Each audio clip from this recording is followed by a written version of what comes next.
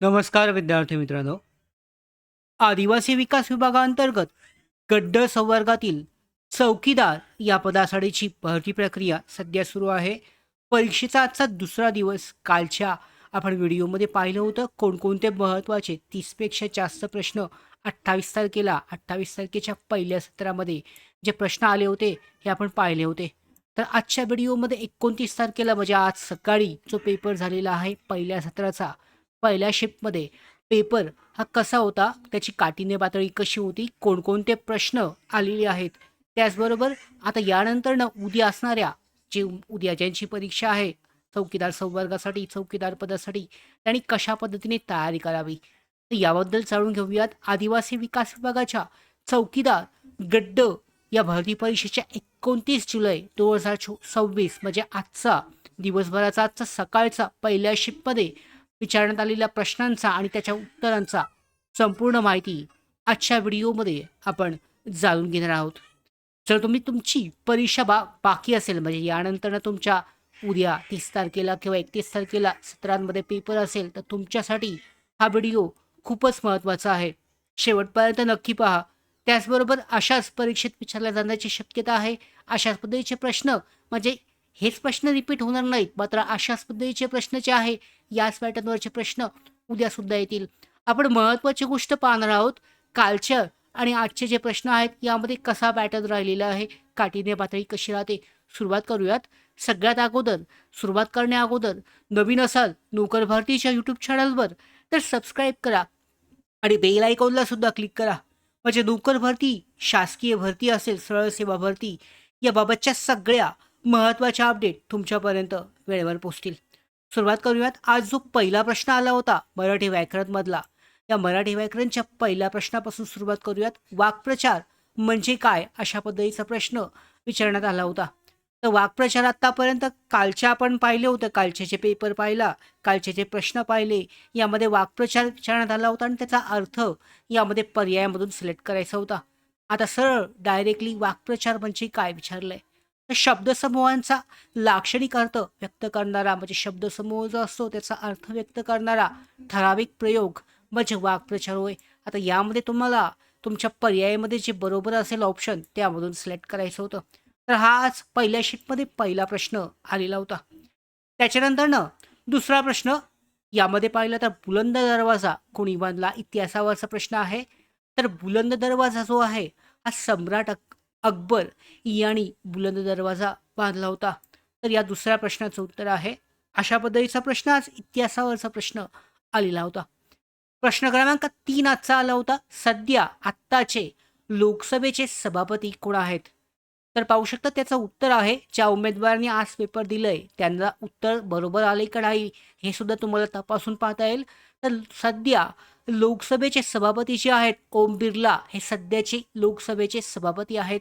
महत्त्वाचं पाहू शकता तिसऱ्या प्रश्नाचं हे उत्तर आहे. त्याच्यानंतरनं प्रश्न क्रमांक 4 आला होता. संविधान सभेचे अध्यक्ष कोण. आता सोपा प्रश्न तरी पाहिलं तर पाहू शकता कालच्या जो पेपर झालेला आहे 28 तारखेला पहिल्या सत्रामध्ये, तर पहिल्या सत्रापेक्षा आजची म्हणजे 29 तारखेचा पहिला सत्र जो आहे हा थोडासा काठिण्य पातळीमध्ये जास्त वाटतोय. काल जर आपण पाहिलं तर सोप्या पद्धतीचे प्रश्न पाहायला मिळाले होते. थोडीशी काठिण्य पातळी वाढली तरी सुद्धा काही प्रश्न यामध्ये सोपेच आहेत. आता उदाहरणार्थ घेण्यात आलं तर पाहू शकता संविधान सभेचे अध्यक्ष कोण होते. सगळ्यांना माहिती असणं आवश्यक आहे. राजेंद्र प्रसाद, डॉक्टर राजेंद्र प्रसाद हे संविधान सभेचे अध्यक्ष होते. सोपा असा प्रश्न, याचं उत्तर द्यायला म्हणजे काहीच हरकत नाहीये. हा एक भाग तुम्हाला हमखास मिळाला पाहिजे. तर अशाच इतिहास आणि राज्यघटना आधारित प्रश्न विचारले जात आहेत. आता थोडासा काठिण्य पातळी जास्त आहे. जनरल नॉलेज, चालू घडामोडी. आजचं पहिलं सत्र जर पाहिलं कालच्या, जर आपण कंपॅरिझन केलं त्याच्यामध्ये पाहिलं तर पाहू शकता थोडंसं काठिण्य पातळी ही जास्त वाटते. तर मिलान परिषद ही कुठे झाली होती. तर पाहू शकता इटली. आता मिलान हे कुठं आहे हे जर तुम्हाला माहीत असेल तर तुम्ही याचं उत्तर लगेच देऊ शकता. मिलान परिषद, आता अर्थात मिलान हे शहर इटलीमध्ये आहे. याचाच अर्थ याचं उत्तर आहे इटली येथे मिलान परिषद झाली होती. या पद्धतीने तुम्ही अंदाज जर लावला तर याचं सुद्धा उत्तर तुम्हाला देता येऊ शकतं. कारण इटली हे शहर मिलानमध्ये आहे. याचाच अर्थ मिलान परिषद सुद्धा इटलीमध्ये झालेली असणार आहे. 6वा प्रश्न पाहूयात. पुढचा प्रश्न, जनावरांची मोजणी काय म्हणतात? जनावरांची मोजणी केली जाते याला काय म्हणतात? तर पाहू शकता जशी आपली माणसांची जनगणना असते त्याला जनगणना म्हणतो, तसंच जनावरांची जी मोजणी केली जाते, मोजमाप केलं जातं त्यांचं, याला पशुगणना असं म्हटलं जातं. ही सुद्धा पाहू शकता जिल्हास्तरीय, तालुकास्तरीय अंतर्गत ही पशुगणना केली जाते. प्रश्न क्रमांक 7वा पुढचा प्रश्न आला होता, वंदे मातरम हे गीत जे आहे हे पूर्ण गाण्यास किती वेळ लागतो? आता पाहू शकता हे महत्त्वाचं आहे.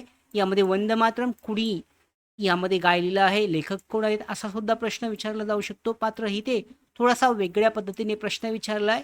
उत्तर आहे पूर्ण जे गाणं आहे पूर्ण गायला, वंदे मातरम हे गाणं पूर्ण गायला 65 सेकंद इतका वेळ जो आहे हा लागतो.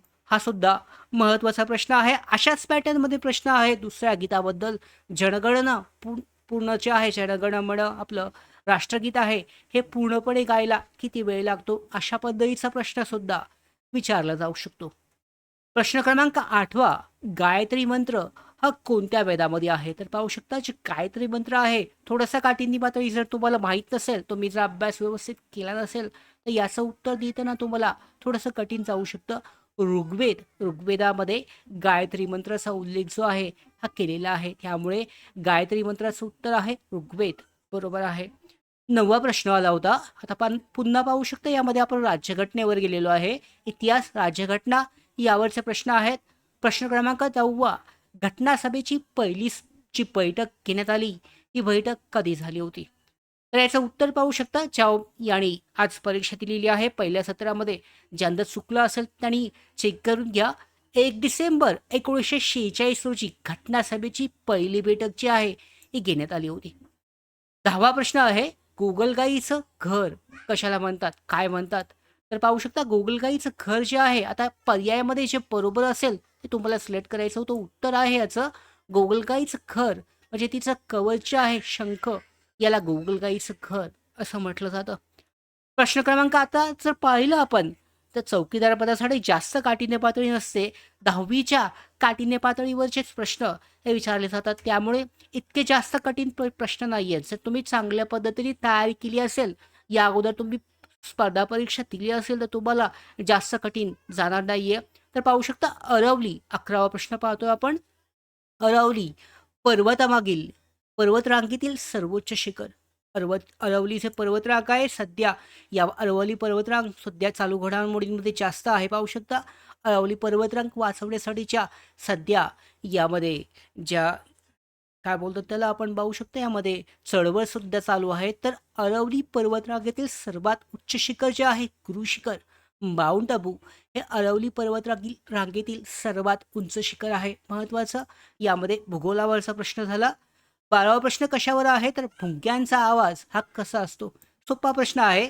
मराठी व्याकरण म्हणू शकता किंवा एक सामान्य ज्ञानमध्ये म्हणू शकता. भुंग्यांचा आवाज जो आहे, भुंगा गुणगुण असा आवाज जो आहे हा काढतो. तर हा सोपा प्रश्न 10वीच्या काठिण्य पातळीवर, जास्त काठिण्य पातळी नाहीये. प्रश्न क्रमांक 13वा होता, सिंहांच्या पिल्लाला काय म्हणतात? जसं आपण वाघाचं पिल्लू असेल त्याला आपण काय म्हणतो, तसं सिंहाच्या पिल्लाला काय म्हणतात तर छावा. सिंहाच्या पिल्लाला छावा असं म्हणतात. तर या पद्धतीने तुम्ही त्याबद्दलचे प्रश्न जे आहे सोपे, एक बुद्धिमत्ता म्हणू शकता, रिझनिंगवरचे प्रश्न आहेत. त्याच्यानंतर ना पुन्हा मराठी व्याकरणवरचा प्रश्न, सूर्य या शब्दाचा समानार्थी शब्द सांगा, अशा पद्धतीचा प्रश्न आज आला होता पहिल्या सत्रामध्ये 29 तारखेच्या. तर भरपूर प्रश्न आहेत. ऑप्शनमधून तुम्हाला जो काही आला असेल तो सिलेक्ट करायचा होता. रवी असेल, भास्कर असेल, दिनकर असेल, आदित्य असेल, दिवाकर असेल, तर सूर्य या शब्दाला समानार्थी शब्द हे आहेत. त्याच्यानंतर पाहू शकतो समानार्थी आणि विरुद्धार्थी शब्द प्रत्येकी एक एक जो आहे हा प्रश्न 100% ठरलेला आहे. त्यामुळे जर तुम्हाला तुमच्याकडे लिस्ट असेल, यादी असेल समानार्थी शब्द, तर तुम्ही वाचून जाऊ शकता. जास्त काठिण्य पातळी नसते, त्यामुळे याचं उत्तर द्यायला आणि हे 2 मार्क्स हमखास मिळवायला तुम्हाला काही अडचण येणार नाही आहे. तर प्रश्न क्रमांक 15 होता, अचूक या शब्दाचा विरुद्धार्थी शब्द कोणता आहे? सोपा प्रश्न पुन्हा एकदा, अतिशय सोपा. अचूक या शब्दाचा विरुद्धार्थी शब्द आपण म्हणू शकता चूक किंवा चुकीचा, अशा पद्धतीचा हा विरुद्धार्थी शब्द आहे. ऑप्शनमधून तुम्हाला बरोबर पर्याय सिलेक्ट करायचा होता. प्रश्न क्रमांक 16वा, अनेक वचन म्हणजे काय? आता पाहू शकता आतापर्यंत कसं आपल्याला विचारण्यात आले होते प्रश्न, वाक्प्रचार आणि त्याचा अर्थ असेल. अनेक वचन ओळखा. मात्र इथे डायरेक्टली वाक्प्रचार म्हणजे काय विचारलं. त्याच्यानंतर ना आता हा प्रश्न आलाय अनेक वचन म्हणजे काय? एकवचन म्हणजे काय? अनेक वचन म्हणजे काय? असा व्याकरणावरचा प्रश्न आहे. तर याचं उत्तर पाहू शकता एकापेक्षा जास्त व्यक्ती, वस्तू किंवा प्राण्यांचं रूप म्हणजे अनेकवचन आणि जर एकच व्यक्ती असेल किंवा प्राणी असेल, रूप असेल तर एकवचन. या पद्धतीचा हा सोपा प्रश्न. तर 16 ते 17 प्रश्न आपण पाहिलेले आहेत. या व्यतिरिक्त जर तुमच्याकडे प्रश्न असतील तर कमेंट बॉक्समध्ये तुम्ही प्रश्न हा नक्की नोंदवा. त्याचं उत्तर देण्याचा आपण प्रयत्न करू.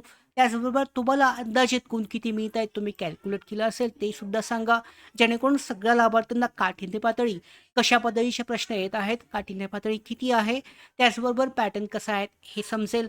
आणि उद्याचा पेपरसाठी सुद्धा ही महत्त्वाची अपडेट असणार आहे. उद्या ज्यांचा पेपर आहे त्यांच्यासाठी हे प्रश्न खूपच महत्त्वाचे ठरतील, कारण याच पॅटर्ननुसार अशाच पद्धतीचे प्रश्न उद्यासुद्धा विचारले जातील. तर आजच्या पेपरचा आढावा पाहिला तर 29 जुलैच्या पहिल्या शिफ्टचा पेपर हा पाहता सामान्य ज्ञान, मराठी व्याकरण, इतिहास, संविधान आणि चालू घडामोडी या विषयांवर भर देण्यात आला होता. पेपरची जी काठिण्य पातळी आहे साधारण सोप्या त्या मध्यम स्वरूपाची होती. मराठी व्याकरणामध्ये प्रश्नांची संख्या ही चांगली होती. त्यामुळे पुढील शिफ्टमध्ये सुद्धा विद्यार्थ्यांना या विषयाचा अभ्यास नक्की करावा. नवीन असाल नोकर भारतीच्या यूट्यूब चॅनलवर तर आदिवासी विकास विभाग त्याचबरोबर बाकीच्या सगळ्या सरळ सेवा भरतीबाबतच्या अशाच महत्त्वाच्या अपडेट मिळवण्यासाठी नोकर भारतीच्या यूट्यूब चॅनलला सबस्क्राईब करा. धन्यवाद.